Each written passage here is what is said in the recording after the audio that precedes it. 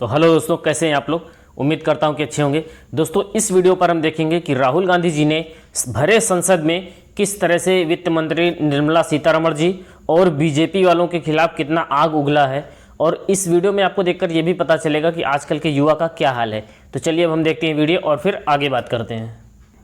इस देखना दोस्तों, भी इनकी बात को ध्यान से सुनना। जो हिंदुस्तान को रोजगार देते हैं, स्मॉल एंड मीडियम बिजनेसेस हैं, जो करोड़ों युवाओं को रोजगार देते थे, उन पर इस चक्रव्यूह ने आक्रमण किया। कैसे किया? नोटबंदी, जीएसटी और टैक्स टेररिज्म। आप लोग आतंकवाद की बात करते हो। पूरे देश में अगर कोई भी व्यक्ति छोटा बिजनेस चलाता है तो रात को उसको फोन कॉल आता है इनकम टैक्स डिपार्टमेंट से, जीएसटी से। बिल्कुल सही बात है। का वो शिकार बनता है। इस टैक्स टेररिज्म को रोकने के लिए बजट में आपने कुछ नहीं किया है।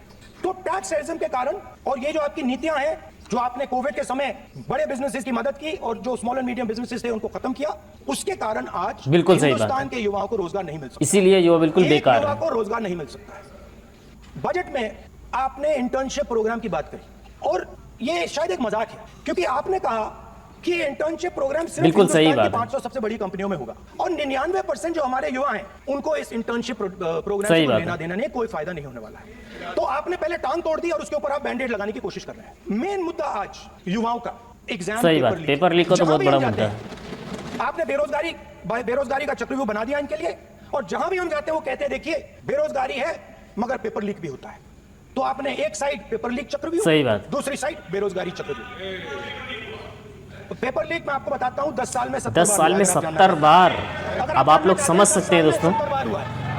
पेपर लीक के बारे में फाइनेंस मिनिस्टर ने बजट में एक शब्द नहीं कहा है। युवाओं के लिए पेपर लीक सबसे जरूरी मुद्दा है, उन्होंने एक शब्द नहीं कहा है पेपर लीक के बारे में। और उल्टा जो एजुकेशन बजट में पैसा देना चाहिए था वो आपने 20 साल में सबसे कम पैसा दिया। बिल्कुल सही बात। 5% of budget is gone to education. दूसरी तरफ पहली बार सेना के जवानों को आपने अग्निवीर के चक्रव्यूह में फंसाया। इस बजट में अग्निवीरों के बिल्कुल सही के बात लिए है। 1 रुपया नहीं। अब आप समझ सकते हैं अग्निवीर को कितनी तकलीफ होती होगी। कहते हो, मगर जब अग्निवीरों की मदद करने की बात आती है, जवानों को पैसा देने की बात आती है, तो बिल्कुल सही। बजट में इनको कुछ करना चाहिए था अग्निवीर सैनिकों के लिए। आपने नहीं दिया, उनको आपने अग्निवीर के चक्रव्यूह में फंसाया। उसके बाद सर जो अन्नदाता हैं वो चक्रव्यूह से निकलने के लिए, आपके चक्रव्यूह से निकलने के लिए जो आपने बनाया 3 काले कानून, जमीन अधिग्रहण बिल को आपने कमजोर किया। बिल्कुल सही बात। उनको आप सही दाम नहीं देते हो। इस चक्रव्यूह से निकलने के लिए उन्होंने आपसे सिर्फ एक चीज मांगी है, 2 चीजें नहीं मांगी है, सिर्फ एक चीज मांगी है। उन्होंने कहा है बिल्कुल सही, किसानों को गारंटी चाहिए। उनको बॉर्डर पे बंद कर दिया, रोक दिया, आज तक रोड बंद है। आप उनसे बात करने को तैयार नहीं है। वो यहाँ आए, मुझसे मिलने आए, सही बात, उनको अंदर नहीं आने दे रहे। मैं आपको फैक्ट बताता हूँ, फिर आप मुझे करेक्ट कर दीजिए। ठीक है सर, हुआ क्या वहां पे? सर मुझसे मिलने एक फार्मर का डेलीगेशन आया, मुझे बताया गया कि फार्मर के डेलीगेशन को अंदर नहीं आने देंगे। फैक्ट यह है कि जब मैं मीडिया के साथ वहां गया तब दरवाजे पार्लियामेंट के, संसद के उनके लिए खुले, उससे पहले वो बंद। बिल्कुल सही बात। आप उनसे भी पूछ लीजिए सर। हमारा एक्सपेक्टेशन था कि जो अन्नदाता है, जो सरकार से सिर्फ एक चीज मांग रहा है, लीगल गारंटीड एमएसपी। ये इतना बड़ा काम नहीं है। हमें लगता था कि अगर सरकार बजट में इसका प्रोविजन कर देती तो जो हमारे किसान हैं, जो चक्रव्यूह में आपके चक्रव्यूह में फंसे हैं, वो निकल पाते। ये हमारी थिंकिंग थी, मगर आपने नहीं किया। तो मैं यहाँ इंडिया गठबंधन के तरफ से गारंटी देता हूं कि हम ये काम करके दिखा देंगे। मैं हिंदुस्तान के सब किसानों से कहना चाहता हूं, गारंटीड लीगल एमएसपी हम इस सदन में पास करके आपको देंगे। ये इन्होंने बहुत अच्छी बात कही है दोस्तों। क्लास जो है वो शायद इस बजट से पहले प्रधानमंत्री को सपोर्ट करता था। जब प्रधानमंत्री ने कोविड के समय उनसे थाली बजवाई, बिल्कुल सही बात, दोनों ने दबाकर थाली बजाई। बिल्कुल सही बात। कोरोना के समय में थाली तो दबाकर बजी थी। हमें अजीब लगा, मगर प्रधानमंत्री ने मिडिल क्लास को ऑर्डर दिया तो मिडिल क्लास ने थाली बजाई। उसके बाद प्रधानमंत्री ने उसी मिडिल क्लास से कहा मोबाइल फोन की लाइट जलाओ, और मोबाइल फोन की लाइट जली। अब इस बजट में आपने उसी मिडिल क्लास के एक छुरा पीठ में मारा, दूसरा छुरा छाती में, एक इधर मारा और एक इधर मारा।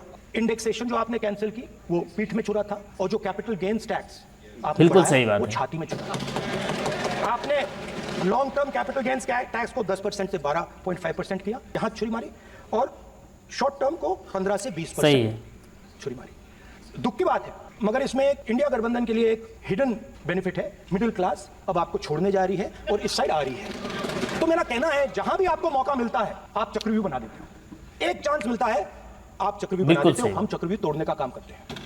हमारे बजट में किसान का कर्जा माफ हुआ, चक्रव्यूह तोड़ा। मनरेगा हुआ, चक्रव्यूह तोड़ा। तो तो हम चक्रव्यूह तोड़ने का काम करते हैं, आप चक्रव्यूह बनाने का काम करते हो। आप चाहते हो कि हिंदुस्तान छोटे छोटे छोटे छोटे छोटे खांचों में रहे, हिंदुस्तान के गरीब लोग सपना ना देख पाए, सिर्फ अदानी और अंबानी।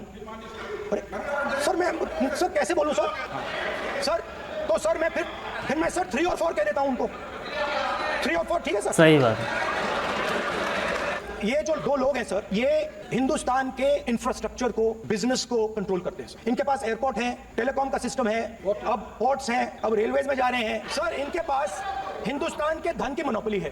तो सर मैं समझ नहीं पा रहा हूं इनके बारे में मैं इंडिकेट कैसे करूं।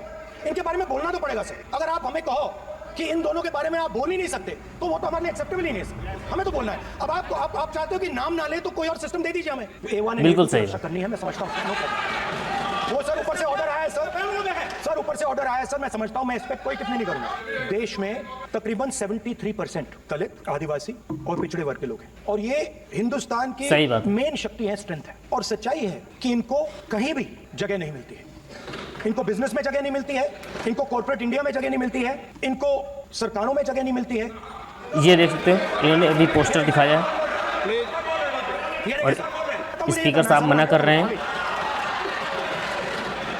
ये पोस्टर लेकर के आना गलत है। क्या डर रहे हैं सर फोटो से? शिव जी के फोटो से डरते हैं सर, इस फोटो से डरते हैं। पोस्टर नहीं आने दूंगा, ये देखो गलत तरीका है ये, नहीं आने देंगे, पोस्टर नहीं लेना देंगे सदन में। सर ये जो बजट का जो हलवा है सर, ये बट रहा है। और इस फोटो में सर मुझे एक ओबीसी अफसर नहीं दिख रहा, एक आदिवासी अफसर नहीं दिख रहा, एक दलित अफसर नहीं दिख रहा मुझे।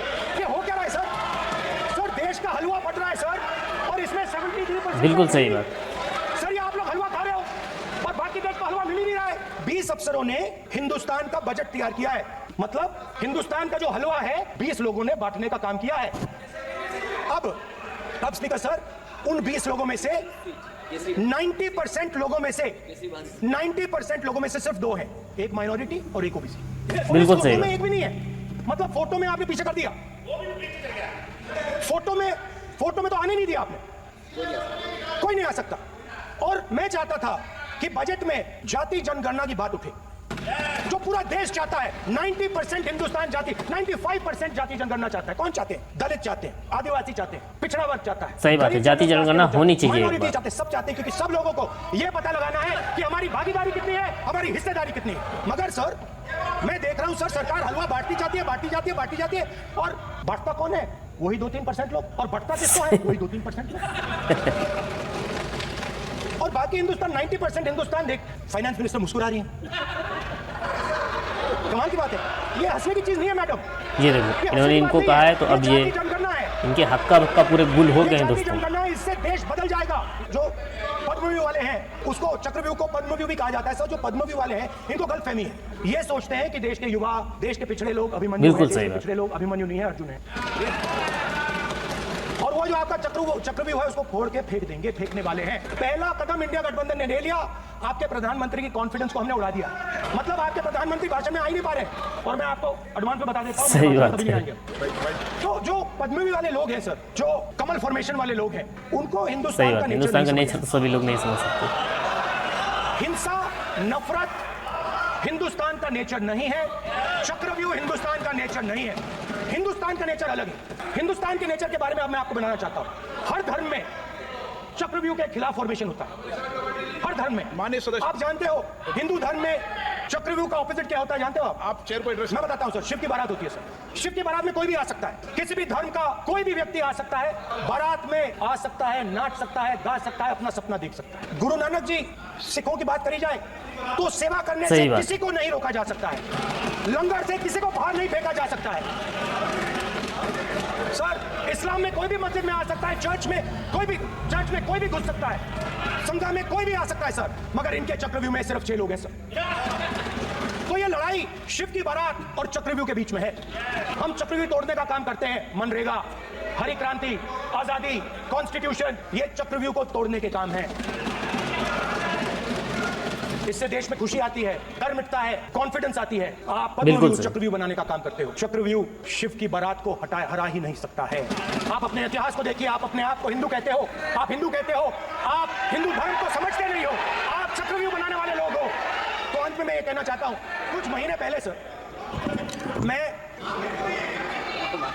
जो आपने चक्रव्यूह, स्पीकर सर, जो चक्रव्यूह बनाए गए हैं, ये देखो बीजेपी वाले कह रहे हैं कि इन्होंने हिंदू भगवान का, सत्यनारायण भगवान का अपमान किया। मैं अपमान नहीं कर सकता। क्या बात कर रहे हो आप?